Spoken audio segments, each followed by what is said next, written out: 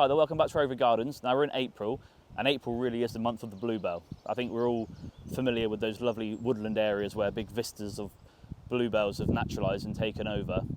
So for a lot of us, bluebells are a real popular plant. Now there are two types of bluebells in this country, the Spanish bluebell and the English bluebell. The English bluebell is the one that we're more familiar with in the wild, in woodlands. Those vistas of bluebells will be English bluebells in the wild.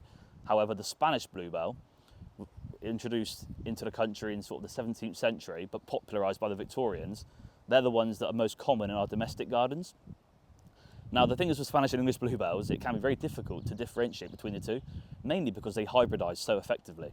The Spanish bluebell is really vigorous, really rampant, and it very quickly assimilates to our English bluebell and creates these hybrids, which is very difficult to differentiate between the two. So if you want to be able to identify which bluebell you've got, here's a few things that we can look for which might help identify. The first thing is how vigorous the plant is. Spanish bluebells are so much more vigorous than English bluebells. They take over a garden in no time, and they grow much, much bigger. So here's an example of that. The foliage of a Spanish bluebell compared to an English bluebell. You can see it's much broader, much thicker. It's almost like leather, and it forms these really thick mats of sort of foliage, and it just outcompetes everything else. And they grow much more heavy foliage than the English bluebell. And that is why these are a problem, because they just outcompete everything else. So that's the main difference. Spanish bluebells, thicker, heavier foliage. English bluebells, lighter, thinner foliage. That's the main identifying point. The next thing is the flower type. Now, I've got a Spanish flower spike here. You can see it's upright, and there's flowers surrounding the stem in all directions. It's almost like a lighthouse of blue. And that's very upright. Whereas the English bluebell will have flowers on one side and drooping. So they'll curve over to one side compared to the Spanish bluebell. That's a dead giveaway, that.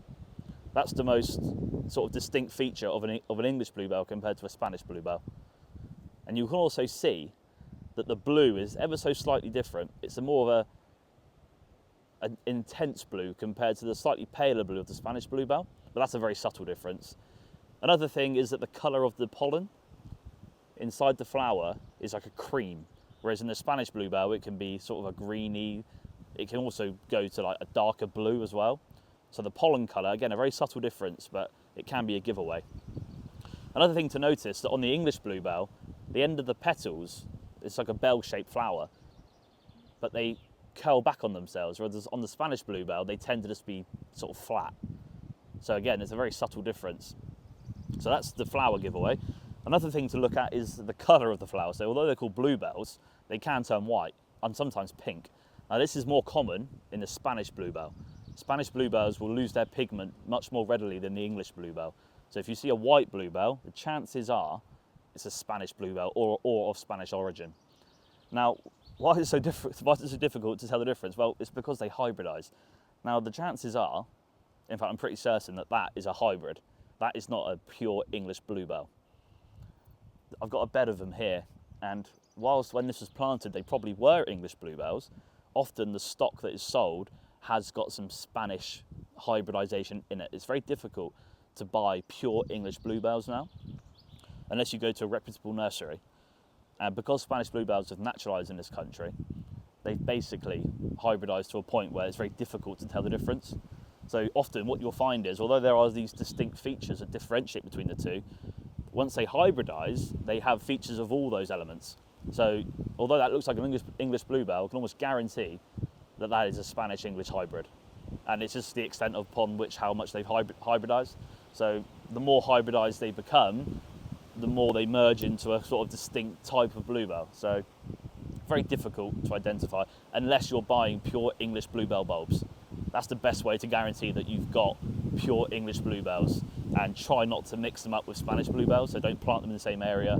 If you want to have bluebells, just stick to the English variety, because these Spanish ones are really invasive and they're beginning to creep out into the wild and starting to affect our native English population. So whilst they're a lovely plant, there are some problems with them. And I think the most elegant feature of the English bluebell is the fragrance. Spanish bluebells have no fragrance unless you really get inside them, but these English ones, you'll be able to catch that very subtle fragrance. So those are the key differences in understanding the difference between an English and a Spanish bluebell. But either way, they're a really lovely plant, and in April, they really typify this time of year.